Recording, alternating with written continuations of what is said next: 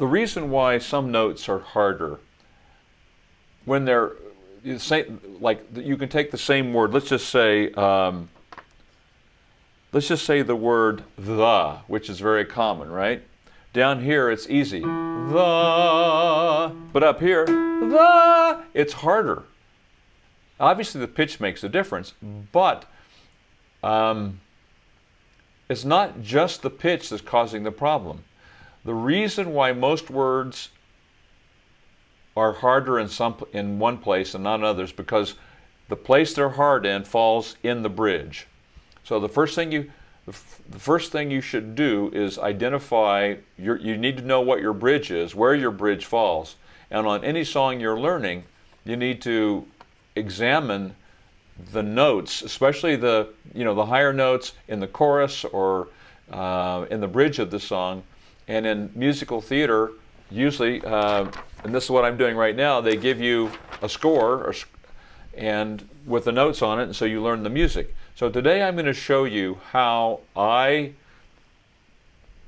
help mitigate the problem with some words in the bridge so that they're not a problem when I'm singing them.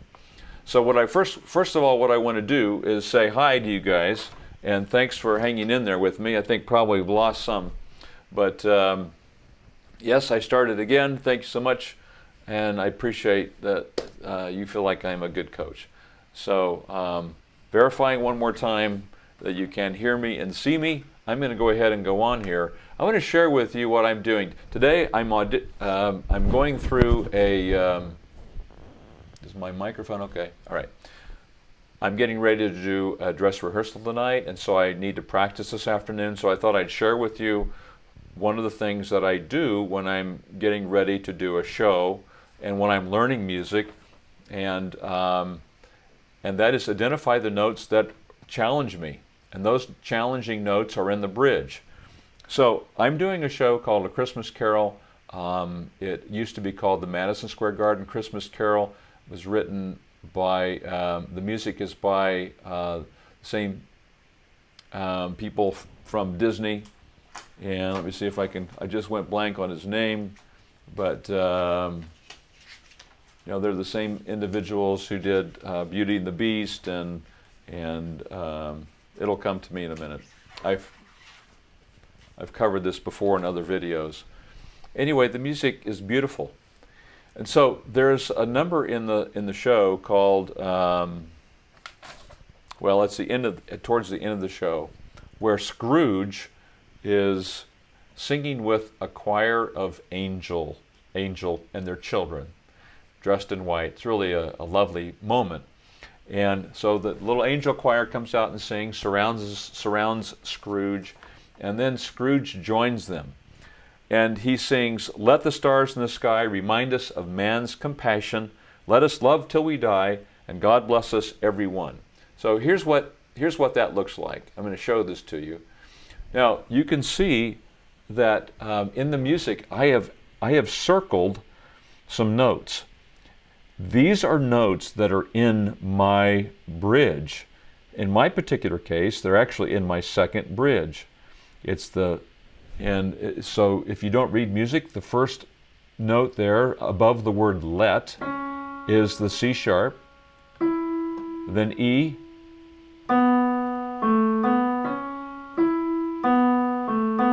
man's compassion. Let us love till we die, and God bless us every. And it stops there. Now I sing an octave lower. It's very easy to sing those words there. Now you can see that I have circled some of the notes that are higher, and they're definitely in my first or in my second bridge. And some of these are in my first bridge that I have circled. For example, the third note above stars is the B below middle C. That's in my, actually the first note is C, and that's in my first bridge also. The E is in my second bridge, the B is in my first bridge, the C is in my first bridge, the E again, and so forth. So I know those notes can be problematic. Why? The reason why the notes can be problematic is because they will splat. So the temptation is to sing the song like this. Let the stars in the sky remind us of man's compassion.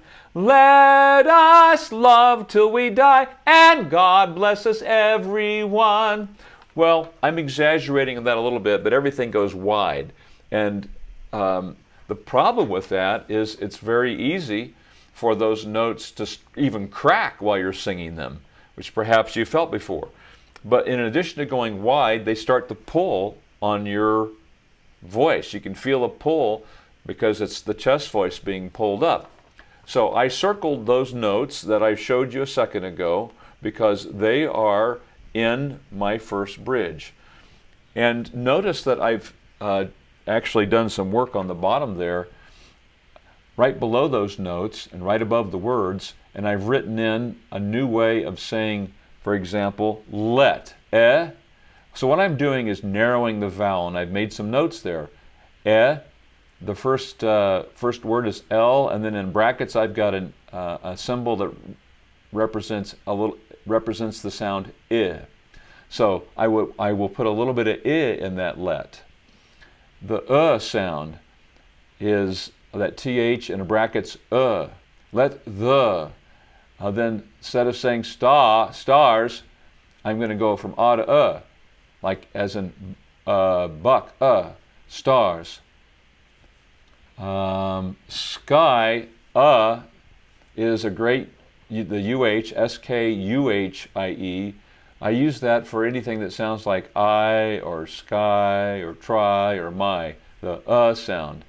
Mind, ma. So I've got that written below ma. Man's. I'm going to narrow that to men's, M-E-N, men's.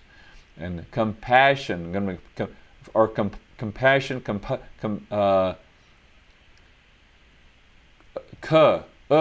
instead of I'm going to have compassion, and so forth. So I'm going to sing it. I'm going to sing it with these narrowed vowels. Well, maybe I'll sing it again. I'm going to try and sing it wrong better than I sung it wrong the first. I'm going to sing it wrong and see if I can sing it really wrong. Let the stars in the sky remind us of man's compassion. Let us love till we die, and God bless us everyone. Well, it's right at the top of the chest and just into the first bridge for most baritones and tenors and many basses. For me, it's my second bridge, as I mentioned, many in my first and some in my second bridge. Now, because of these modifications I made, it should sound more like this.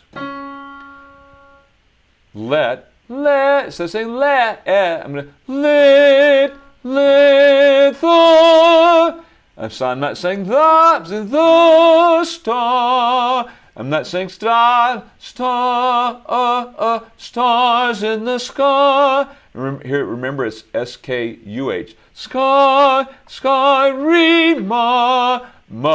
mind us of men, men's compassion. Let us love till we die. And notice I'm saying not and, I'm saying E-N-D. And God. Now that's just a written, it's not necessarily an international symbol, but A-W, God. It said God. And now that's not in a bridge. But it's still narrowing it somewhat so that I don't splat that, even though it's in my chest. I'm going to keep it more vertical. God, rather than God. God bless us every. Now this gives you a pretty good idea of how it's always wise to go through the music, whether you've got it written down or whether you're memorizing it off of a track. you know what words are being problematic, and probably it's because they're in your first or second bridge, or they're close to the bridge, or they're a vowel that's easy to spread.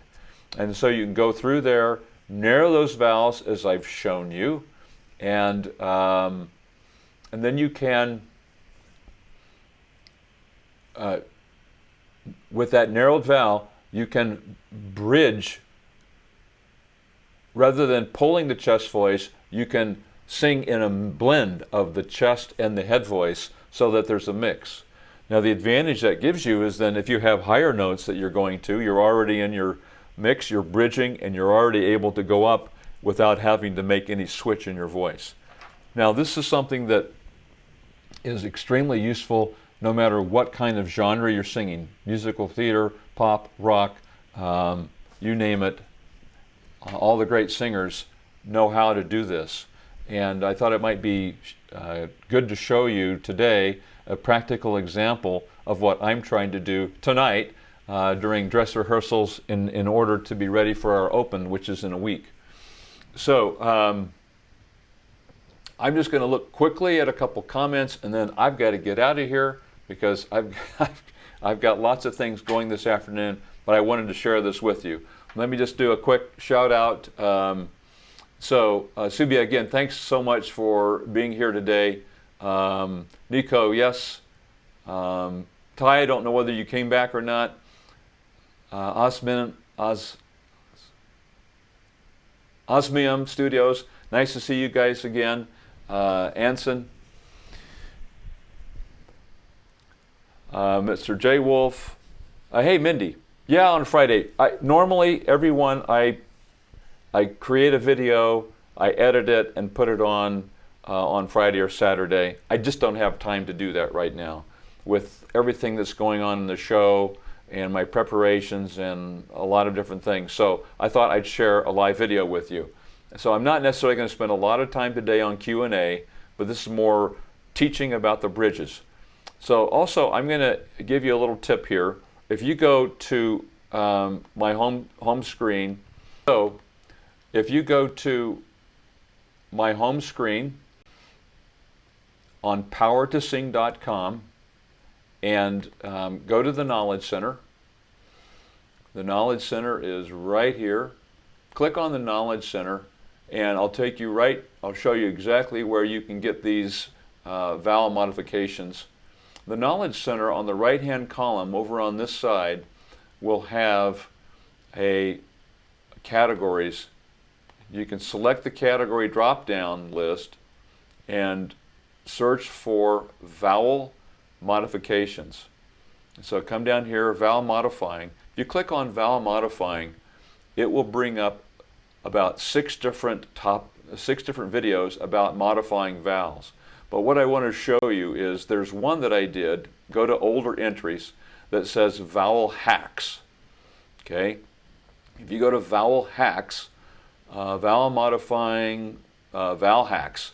So you click on vowel hacks, and right on this one, this particular video, right inside here, you should be able to get all this information written down, and then there's a PDF button here. You can click that button and should be able to download everything here with these vowel modifications. And that's going to make it a lot easier and faster for you to be able to modify these vowels. Okay? I apologize for the sound. I think it's probably off a little bit. But anyway, hello to Mindy, nice to see you. Jennifer, great to see you. Subi wanted to ask one question.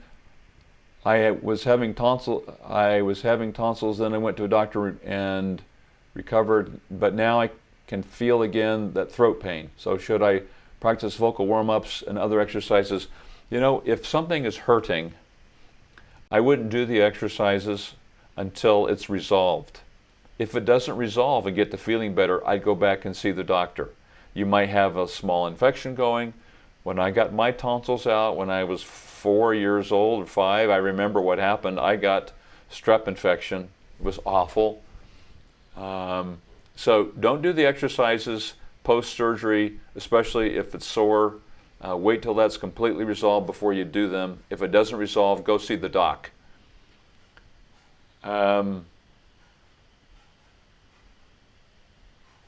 There should be no throat pain. There should be no throat pain on any of the exercises. If you're feeling pain, stop doing them. Okay, so very nice to see you guys. This is brief, but to the point. Subi asked another question. A changing voice like this, does it make singing in someone else's voice? No, I'm not singing. I'm singing in my own. Let me see if I understand this. But changing voice like this, does it make singing in someone else's voice? Or is it okay? Because I sing like this, like you're teaching, and people say you're not singing your original voice. I'm singing in my original voice. I'm just mixing, I'm blending. So I'm just not spreading the vowel. Now, some people prefer that splat. I think it's bad singing. And so I don't like to sing with a splat or a spread vowel. And I don't like the way it feels on my throat either. So be careful who you listen to because it may not be the best advice. So it's not a big difference between, as far as my voices, it's the same voice. Sorry. So that's me, and this is me pulling chest. It's me, it's my voice. But now I'm blending chest and head. Let the stars in the sky. But I'm not pulling. And it feels a lot better in my voice. And at the end of the night, I won't be hoarse. Anyway, love you all. I've got to run. I hope this has been helpful. And all the best to you. Thanks for those who came late. And thanks to you who came when it didn't work and came back. And have a great weekend. And